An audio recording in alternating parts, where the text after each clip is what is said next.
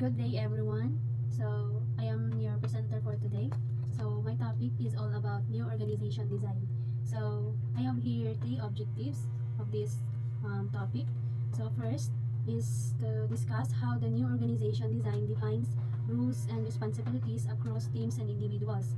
Second, gain a thorough understanding of the new organization design, including its structure, processes, and objectives.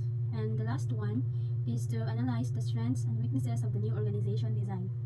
So, why is organizational design and structure important to the success of an organization? So, as we all know that organization is a group of people who work together like a neighborhood association and businesses. So, good organizational structure and design helps improve communication, increase productivity, and inspire innovation. So, it also creates an environment where people can work effectively. So, mao na siya ang importansya sa organizational design and structure. So, unsa man gyud ini ang organizational structure o unsa man gyud ini ang organizational design. So, ang organizational structure is mao ni siya ang kanang nagsilbi nga sketch sa organization. Mao ni siya ang formal layout of a company's hierarchy, rules, responsibilities, and relationships among individual and departments. So, for example, ani is kanang organizational chart. So, imagine sa organizational chart about sa educational institution or educational institution hierarchy. So, di ba ang top ana niya is ang university president. Then after ana is kanang deans of different faculties or schools. Next is under sa deans is ang department heads. Sunod is mo na dayon na ang lower levels, mo nang nag-include na siya mga professors. Then kung maari ta sa corporate hierarchy, so mao ni siya ang nasa top management, mo na siya ang CEO or ang president or ang tag-iya sa organization or sa company. Then below na is ang mga vice president, mo na siyang responsible for specific departments like marketing, finance or HR. Then under ana niya is ang vice president, directors or managers for specific teams. Then mo na dahil nang sa lower management, mo na siyang mga employees or kanang mga junior staff. So mo na siya masabtan naman kung asang organizational structure. Basta ang organizational structure mo na siya ang kanang sketch or example niya is organizational chart. The next is organizational design. What is organizational design? So, mo ni siya ang process of shaping organization structure, rules, processes to effectively achieve its goals and adapt to changes.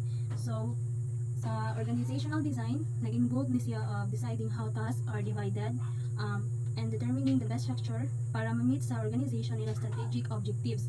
Then, also, ang organizational design kay mo ni ang process sa pag-set up sa structures and systems sa usa ka organization as well as pagtabang pud siya sa mga employee sa organization to adapt to new changes sa working environment. Then unsa man gid ang different ani nila duha sa organizational structure and organizational design. So ang kaning organizational design in a kanang brief explanation, mo ni siya ang planning and strategic process, while ang organizational structure mo ni siya ang kanang resulting framework that guides the organization's day-to-day operations and relationships. So next is factors affecting organizational design. So there are 5 factors that affecting organizational design. So first is the strategy. So ang strategy na naman gid siya sa kuno kanang murag inherent naman gid siya na sa mga organization. So ang kaning strategy kanang usa ni siya sa factors nga makapik sa organizational design because it defines the direction and goals of an organization, in which money ang mag-dictate how the organization needs to be structured to achieve those organizational goals. So if ang strategy within organizational design is kanang dili siya ma-align sa usa ka organization, so naay possibility nga mag-struggle ang usa ka organization in achieving their goals and to adapt to changing conditions like anang sa market trends. So if dili sila maka-apply or maka-adapt sa mga new strategy sa market trends, so may possibility good nga kanang ma-struggle sila or dili nila ma-achieve ila goals. So next is environment. So factors po siya nga maka-affect sa organizational design ang environment because it encompasses external conditions like market trends, regulations, technology, competition, and cultural shifts. So kaning nga factors which is the environment is naka-influence nisa sa organization like making decisions and adapt to new changes. And then, so sa organizational design man good is dapat ma-align ang align sa demands and opportunities nga gipresent sa environment para ma-ensure ang competitiveness, compliance, and resilience within sa organization. So, mao na siya nga environment maka-affect gid siya sa organizational design. Then ang ikatulo is the technology. So, technology is one of the factors because it impacts how work is performed, how information is communicated, and how operations are modernized. So, ang organization must design their structures to leverage technology effectively, often leading to change in rules, communication pattern, and resource allocation para ma-remain ang competitiveness of efficiency within the organization. So, mao na siya ang role sa kanang technology sa organizational design. Then, ang ikaupat is ang size and life cycle. So, maka-affect pud ni siya sa organizational design kay kaning duha kay maka-influence sa complexity and growth stage sa organization dictating how organization structure itself to operate effectively. So, organizational design must consider aning duha para maka-create o kanang structure nga kanang sakto or kanang fit sa operation na kanang need nila in a day-to-day kanang activity sa organization and kanang strategic goals sa organization. So, muna siya ang size and life cycle. Then next is the culture. So, ang culture kay maka-affect pud ni siya sa organization. Organizational design because it shapes how people within the organization behave, communicate, and collaborate. So, culture is also important sa organizational design because it drives behavior and influence the overall work environment and also sustain the organizational identity. So, mao to siya ang factors nga maka-influence organizational design. Next is the 6 elements of organizational structure. So, there are 6 elements according to Bobbins, Judge, and Campbell 2012. So, this is according to my research. So, first is the work specialization. So, ang work specialization kay mao ni siyang also known as division of labor. It refers to how operations are divided into separate roles. So, from the word work specialization, so pag-divide sa mga trabaho sa labor. So, mao ni siyang allowing individuals to focus on specific tasks, but it should be balanced by strategy with to maintain employee engagement and flexibility in the organization. So, mao na siyang work specialization. Then, second element is the departmentalization. So, mao ni siya process of grouping activities and tasks into departments. So, from the word department, so kanang paggrupo sa mga activity or task into department. So, by department ang task nga gikon ani. Then, ang goal aning departmentalization is to create clear structure where similar tasks are grouped together, enabling better coordination, communication, and management within the organization. So, mao na siya ang departmentalization. Then, ang ikatulo is the chain of command. So, chain of command is the line of authority that runs from the top to the bottom, defining who reports to whom. So, from the word chain of command, so, example lang is katong organizational chart na from the top management, which is katong CEO, then the middle management, then the lower management. So, mao na siya ang chain of command. Then, span of control is that refers to the number of employees that can be managed by one manager. So, span of control is mao ni siya ang kanang number of employees nga gi-manage sa usa ka manager sa organization. The next is centralization. So, centralization kay mao ni siya ang management and organizational principle in which ang decision making, authority, control, and command kay concentrated at the top level sa organization hierarchy. So, centralization, so pasabot ani ang decision making or ang decision is that gikan siya sa top management, usa pa siya moadto sa lower. So, na siya ay naka-centralize ang iyaha decision making. Then, ang ika-unom na element sa organizational structure kay formalization.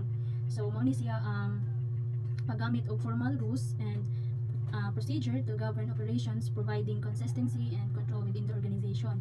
So, that's the 6 elements of organizational structure. The next is the structure of the new organization design. So, ang new organization design kay nakabase siya sa duha ka structure, which is the hierarchical structure and the flat structure. Then also, nakabase po sila sa duha, which is the cross-functional teams and specialized teams. So, hierarchical structure, kaya mao ni siya ang naani siya clear chain of command with employees reporting to managers who report to executives and so on. So example ani nga mo naman to akong example ganiha nga from the top management to lower management, so I mean the middle management into the lower, like for example sa katong sa company nga gikan sa CEO padung sa mga marketing officer, then sa mga management head, then usa pa mga to sa mga employees. So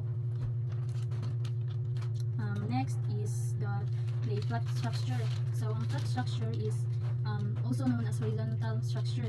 So it means that no levels of middle management between employees and leadership. So kaning flat structure kay commonly found in small businesses ni siya. For example, ani is kanang establishment diri sa atoa, like kanang hardware. So for example, ang hardware is na siya na po ka employees including the CEO. So silbi siyang ka employees ug usa ka CEO para 10 sila. So instead ang CEO kay na several layers of management, ang CEO interact siya directly with the employees. So kanang dili na siya moagi sa kanang naay sa middle management, so directly na siya nga mokuman sa iyaha employees face to face gyud. So if ever po nga ang employees kay naapod say concern within sa organization or na say problem, so direct ra po ang iyaha pag-approach sa ilaha sa CEO. So mao na siya ang flat structure. Then next is the cross-functional teams. So ang cross-functional teams is made up of employees from different departments who work together in specific projects. So example ani is for example ang electronic company kay ganahan sila mag-develop og kanang new smart home devices. So to accomplish ani they form a cross-functional team composed of members from various departments. So for example, magkuan sila nga ila ko na ng engineering departments, ang software development departments, ang marketing departments, ang sales department, ang customer support departments, and also the quality assurance department. So para ilang ni mga kanang ang set of skills kada departments ang perspective is ilaha magamit to kanang promote innovation and effective problem solving. So kanang nga paagi, so dali ra nila ma-innovate ang kaning ilaha new smart home device. So mao na siyang example sa cross-functional teams. Next is the specialized teams. So ang specialized teams mo ang made up of employees who have expertise in a particular area.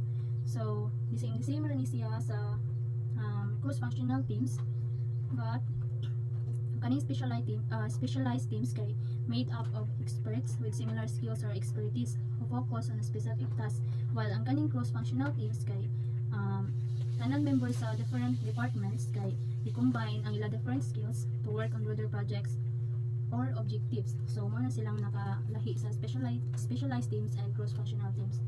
Next is the processes of the new organization design. So there are 4. First is the agile methodology. So agile methodology is iterative approach. So mao ni ang pamaagi involving refining and improving project or product.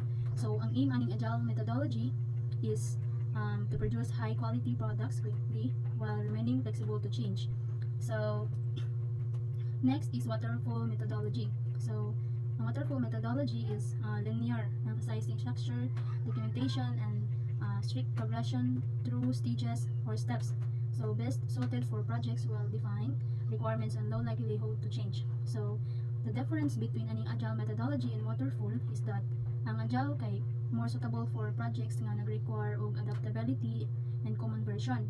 Then ang waterfall is preferred for projects with clear requirements and stable scope. So mo nang nakalahi nila. Then next is the data-driven making. So kani siya is based on the analysis of data and evidence. So practice in making business ni siya and organizational decision. So matong ako ingon nga nag-base siya sa data analysis of interpretation. So na-involve ning data-driven decision making o kanang collecting, analyzing, and utilizing data to guide strategic choice and improve outcomes. So mo ni ang rules sa data-driven decision making. So next is consensus-based decision making. So based ni siya on the agreement of all team members. So ang kani siya is a collaborative technique ni ang consensus, in which ang group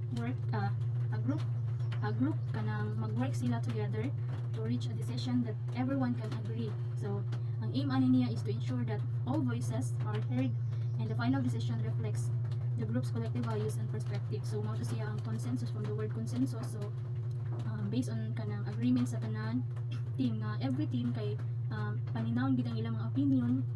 Sabi na sila brainstorming ani nga mahitabo para kanang hindot kayo ang flow sa ilaha organization. So mo ni ang usa sa mga process nga makatabang sa organization nga successful. The next is naay duha ka main approaches ang organization design. So first is the hierarchical organization design. So mo naman to ko giingon nga from the word hierarchical, so so from the top management into the down management, which the level katong maguna siya sa top management, then sa middle management, then sa lower. So mao na siya ang hierarchical. So ang kaning hierarchical organization design kay gitawag pud ni siya hierarchical structure. So na-involve na ni ang organizational chart sa organization. So kuan siya traditional organizational framework nga gi-characterize by top to down chain of command with a clear description of authority and responsibility at each level. So mao na tong ako ingon nga ang hierarchical kay from top to down chain of command. Then dali naman siya masabtan, no? Then ang organic organization design kay technique ni siya to in structuring organization that emphasizes flexibility, adaptability, and decentralized decision making. So ang nakalahi gid ani nila sa hierarchical ug organic is that organic organization design kay promote flexibility, collaboration, and decentralized decision making. So when we say decentralized decision making, so ang authorization of power to lower management levels or even individual employees. So mo siya decentralized. So ang hierarchical kay prioritize stability, control with centralized decision making.